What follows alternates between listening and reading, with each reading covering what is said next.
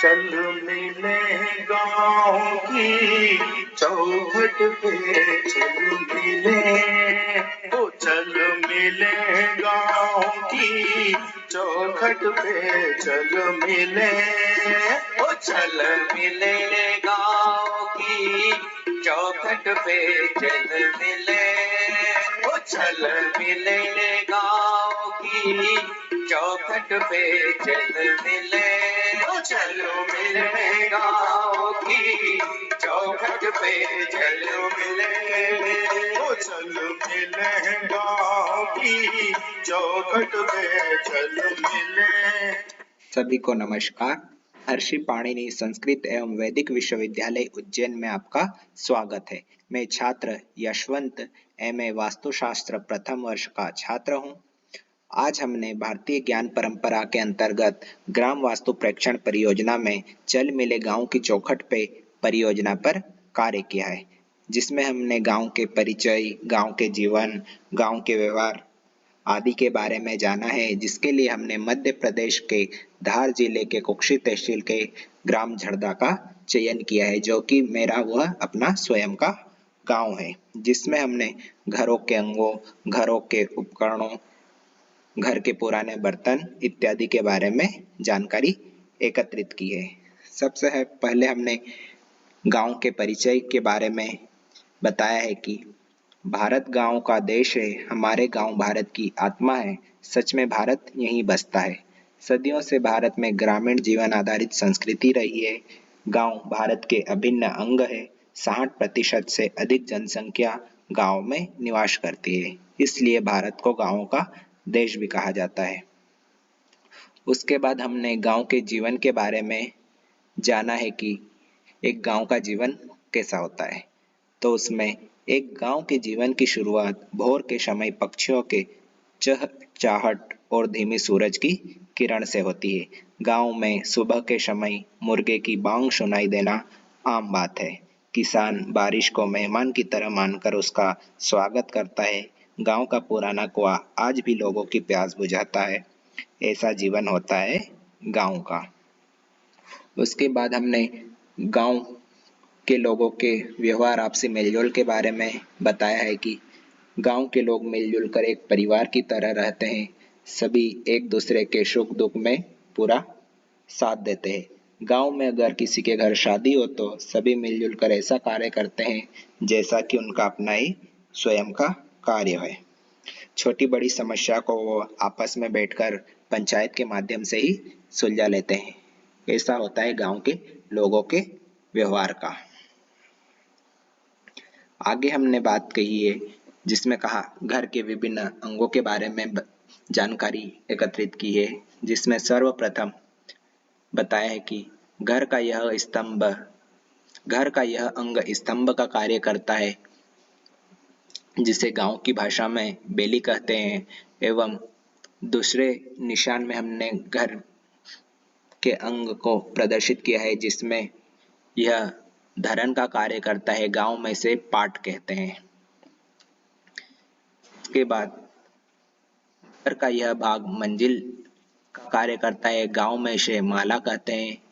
इसे दो प्रकार से बनाया जाता है।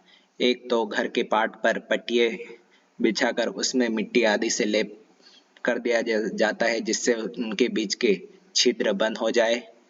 एवं दूसरे तरीके से इसे बनाने में घर के पाट पर 2-3 फीट की दूरी पर लकड़ियां बिछाती जाती है एवं उसे लकड़ी की चटाई बनाकर उसे बिछा दिया जाता है, जिसे माला कहा जाता है।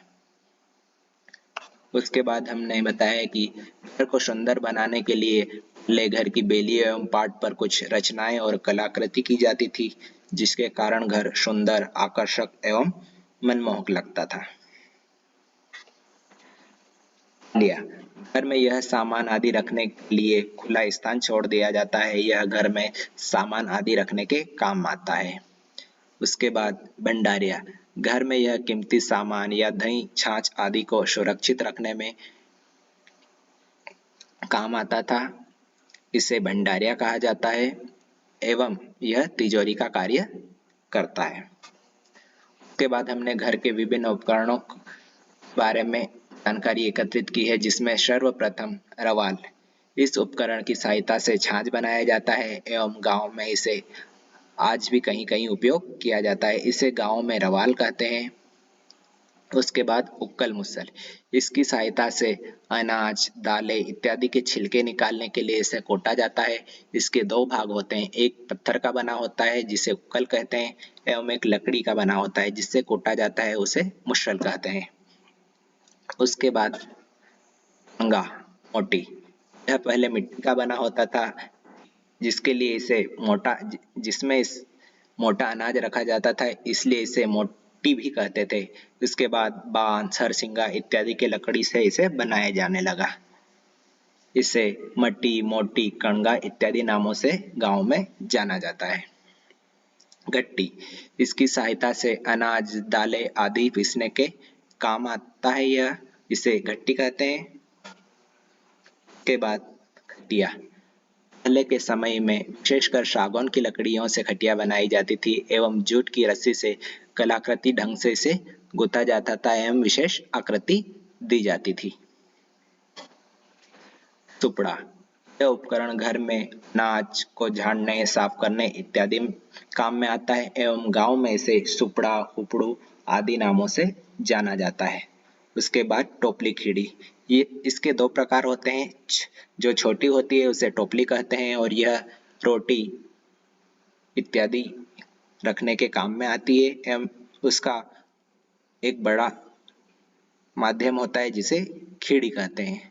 इसका उपयोग गोबर निकालने, चारा भरने इत्यादि के काम में आता है।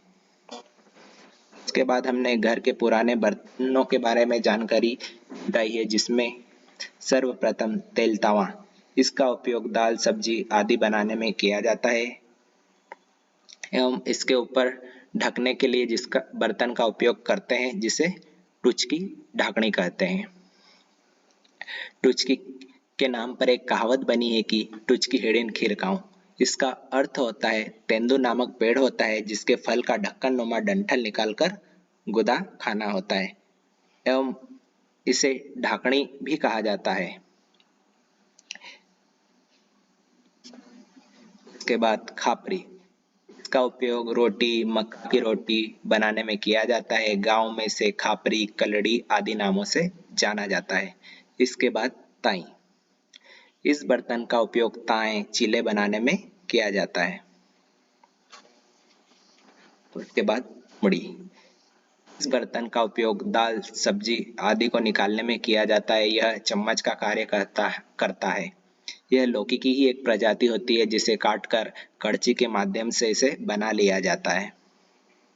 उसके बाद चाटलिया। इसका उपयोग चावल, दलिया आदि को निकालने, पलटने आदि के काम में आता है। मिरी दगड़ू।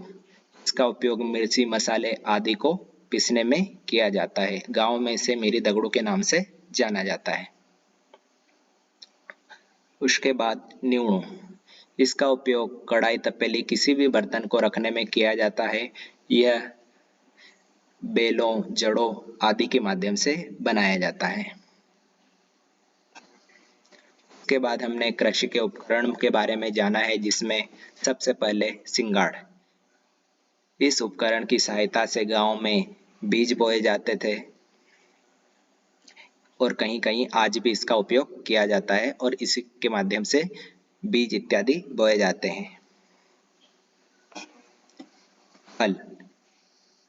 पहले लकड़ी का हल बनाया जाता था एवं खेत से इसे इसके ही द्वारा हला जाता था। उसके बाद बक्कर। हलने के बाद खेतों को बराबर करने के लिए बक्कर चलाया जाता था। इसे गांव में बक्कर कहते हैं। उसके बाद हमने प्राचीन वाहन बैलगाड़ी और उसके अंगों के बारे में जाना है। पुराने समय में एक स्थान से दूसरे स्थान आने जाने के लिए सबसे ज्यादा बैलगाड़ी का ही उपयोग किया जाता था। कहीं कहीं आज भी इसका उपयोग अधिक मात्रा में किया जाता है, जैसे खेतों से चारा लाना हो, कुछ सामान लाना हो, गांव में हाट बाजार जाने के लिए आज भी इसका उपयोग किया जाता है। जूड़ी। यह बैलगाड़ी या किसी भी जुताई कार्य का प्रमुख अंग होता है। इसे बैलों के कंधे पर रखते हैं जिससे दोनों बैल आपस में जुड़े रहते हैं। इसे गांव में जोड़ी कहते हैं।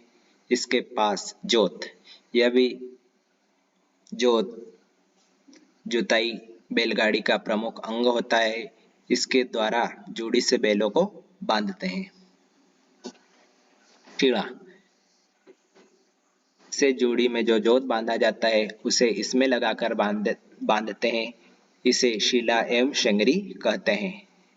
इसके बाद मोशका, यह बैलों आदि जानवरों के मुंह में बनाया जाता है जुताई कार्य करते समय, जिससे कि बैल खेत की फसल को न खा पाए। इस प्रकार हमने ग्राम प्रेक्षण परियोजना में चल मिले गांव की चौखट पर विभिन्न जानकारियां एकत्रित की है। धन्यवाद।